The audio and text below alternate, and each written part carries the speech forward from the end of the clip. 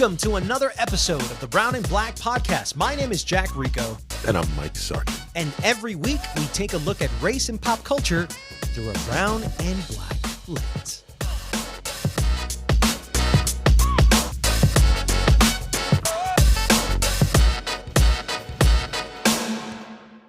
Mike, it's been a while, man.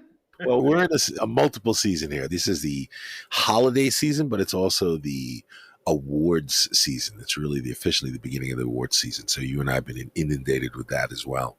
But it's also, you're back in the city. That's a rarity.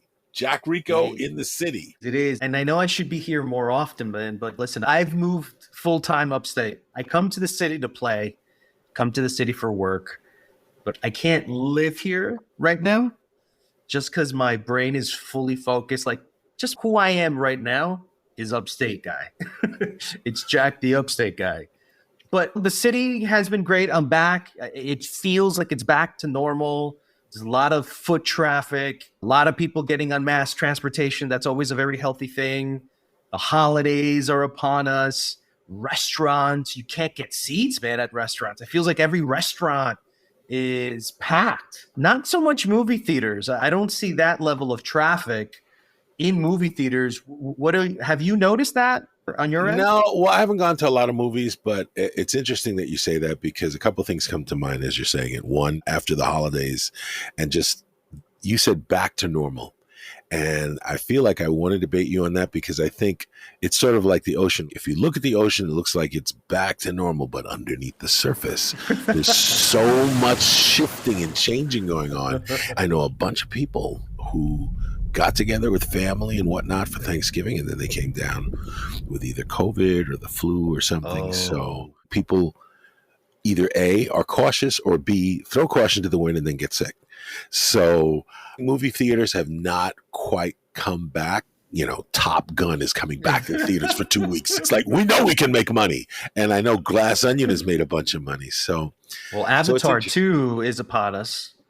Avatar 2 That's going to be a moneymaker. I feel like these are the tests, right? Top Gun, we know, beat the test, but it's coming back. We got the holiday movies kicking in. We got Avatar 2 returning. Can these movies bring back pre-pandemic levels of box office numbers? No. Because culture has changed, right? Exactly. And I know we're going to talk about soccer, but I think during the pandemic, one of the things you said to me is how sports seemed almost irrelevant for a while. Yeah. But now, not only have sports come back, but they're more relevant than ever before.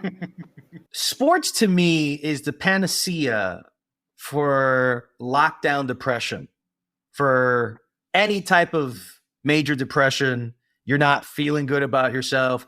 Watch some sports. And for a long time, sports has always been apolitical. It's really just about the game. It's about the stats. It's about the research. It's about the player's passion.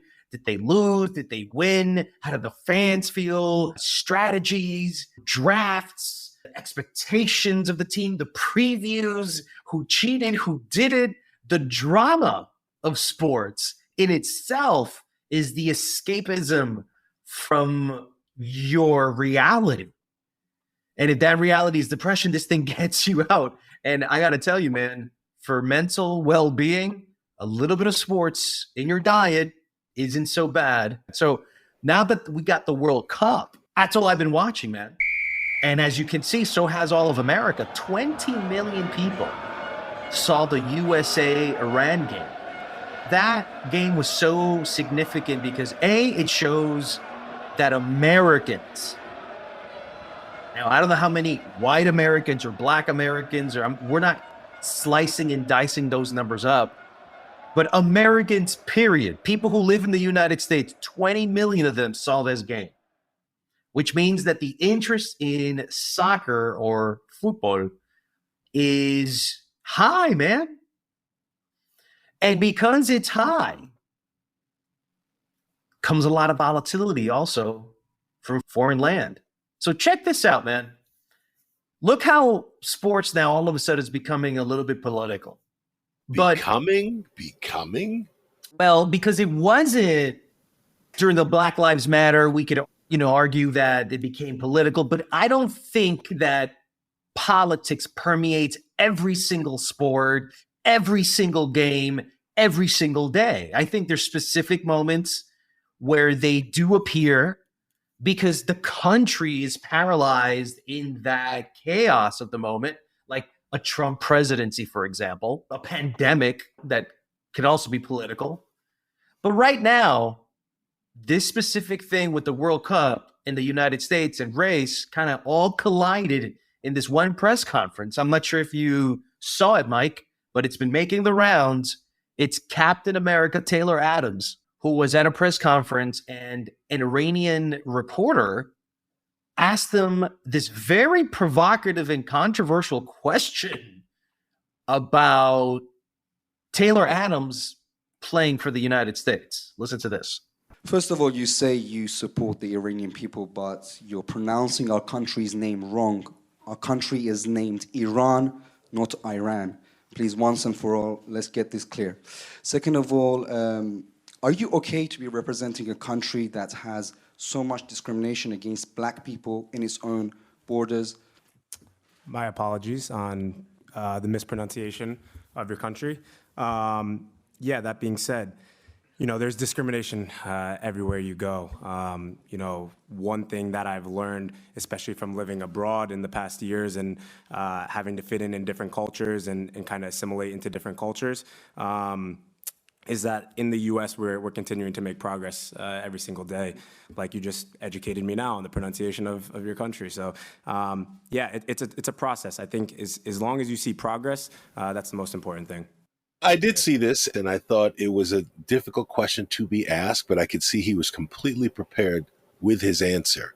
And his answer, we could unpack this quite a bit, but part of the context of his answer is that he was raised by a white family. So for him, he's getting asked a question about representation specifically. And as someone who has had to be a representation of blackness in a white family, there's a large context to his answer, in my opinion.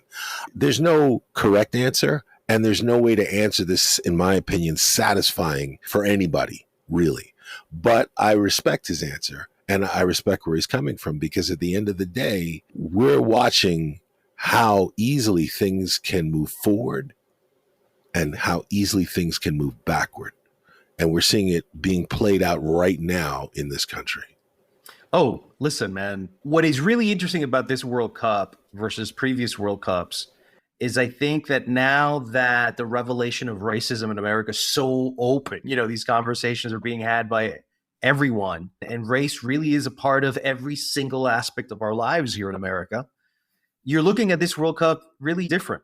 So, for example, check out these two sound bites, okay, of these two people. I want you to check them out because they say a lot about where America is right now and the perspective of the white American about a multicultural America.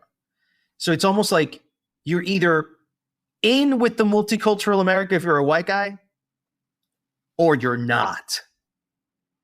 And at least on my TikTok feed, I got white guys that love multicultural America.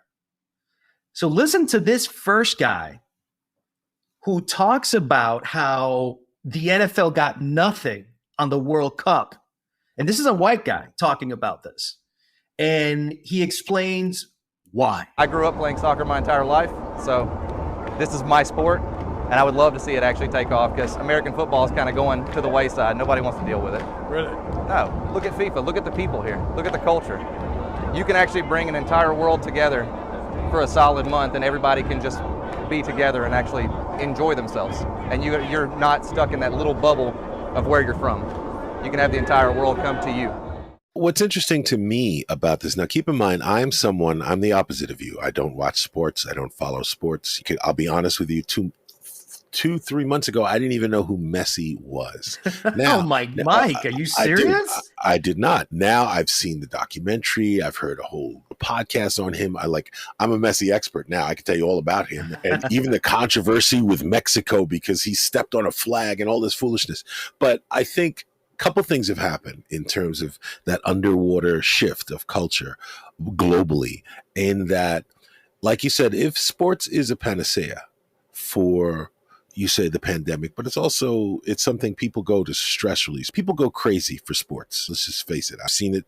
I don't go crazy for sports, but I've gone crazy for other things. So I get it. You have to have something that is your outlet, something that is, like you said, the drama that is not in your life, that you're experiencing, enjoying from a distance. I think that what we've seen happen now, especially with the World Cup this year, the world has changed so much in 4 years that everything is political. The country they're holding it in, that's political. What the players do on the field, that's political. What t-shirts people wear to the actual World Cup, that's political. Every aspect of it has become political. It's almost like the 60s all over again, where activism and politics have invaded everything. And now, well, that's the difference between the previous World Cups and now. Now that more and more Americans are watching it, and we know how divided America is, will it succeed as a panacea? Will people come together from sports, or will it just create more stuff for, I'm going to beat Messi's ass because he stepped on that flag? It looked like he stepped on that flag. I mean, what's your take?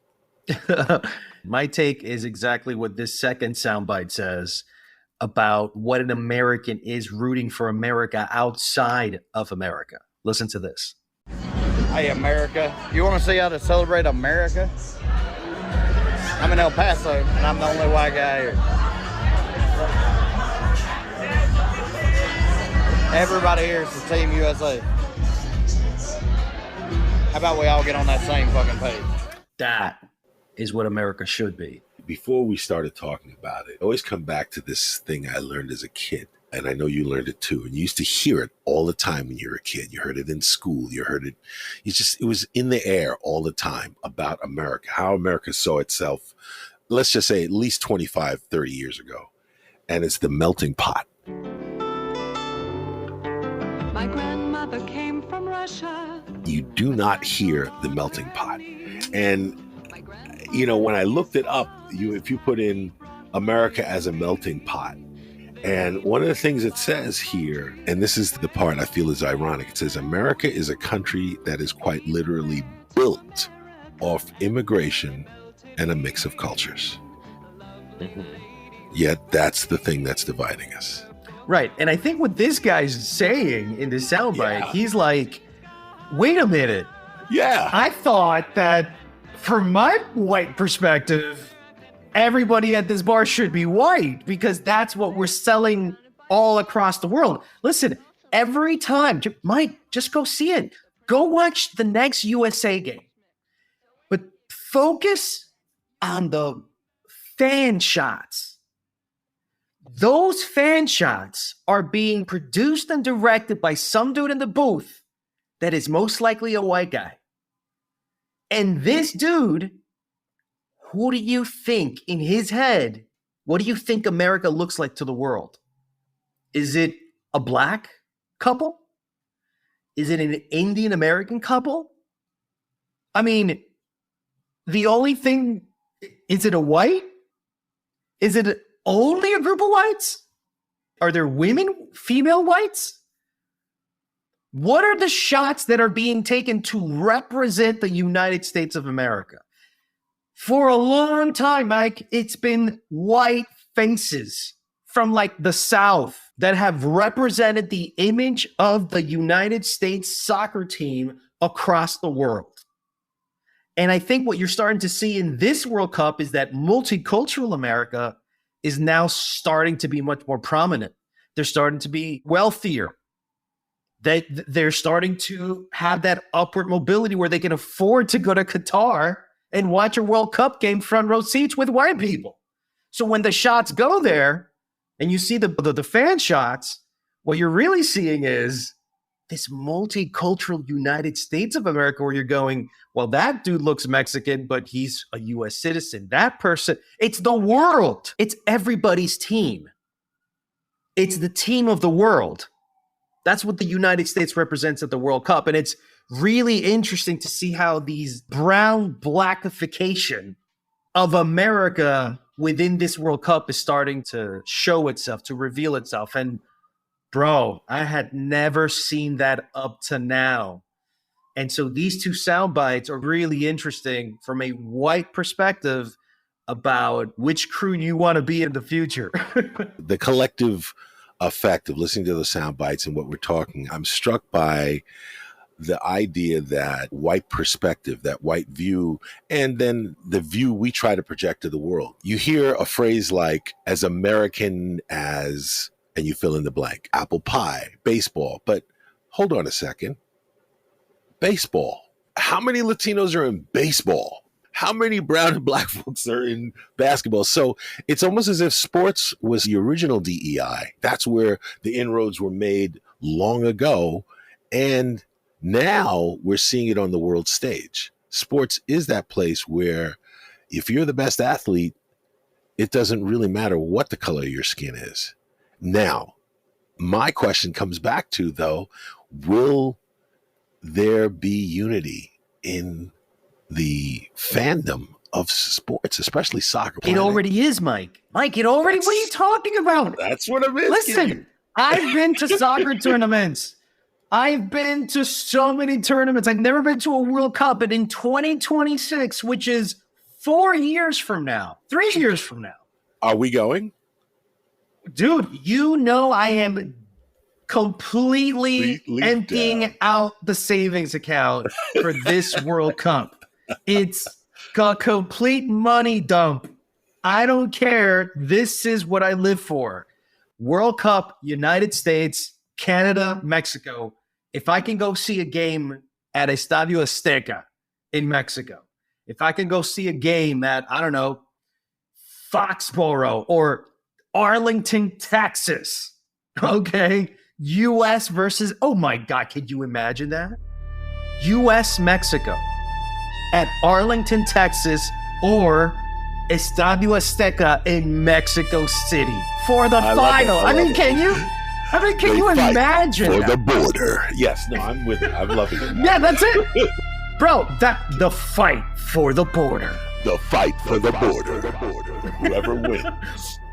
World Cup 2026. I mean, seriously, if that doesn't unify, that doesn't just ramp you up, rile you up, I don't know what does. And so I love this World Cup. The fact that it's in the holiday season, it goes all the way through December 18th. To have also football, and I'm talking about the NFL football, the two footballs, plus basketball, plus the holidays, plus family, plus movies. It's a really fun time right now, Mike. You even have to agree with that. Yes, there are a lot of things about this time of the year that I do enjoy. And hopefully we'll get to talk about that a little bit more on some shows over the next couple months. Well, Mike, for the next couple of weeks, we're preparing a new episode on the best movies and TV shows we've seen this year. I'm really excited and very curious to see what you've picked as your top three. And I'll let you know what my top three are. That's coming up this month. But in the meantime, everybody, thank you so much for tuning in. That's it for this episode of Brown and Black. If you would like to support this podcast, please subscribe and leave a review. Your help will allow us to be heard by many more people. This episode was edited by Joshua Tirado. You can follow our comments and opinions on @BrownBlack Podcast on Twitter, Instagram, and now we are on YouTube. We will see you on the next episode of Brown and Black.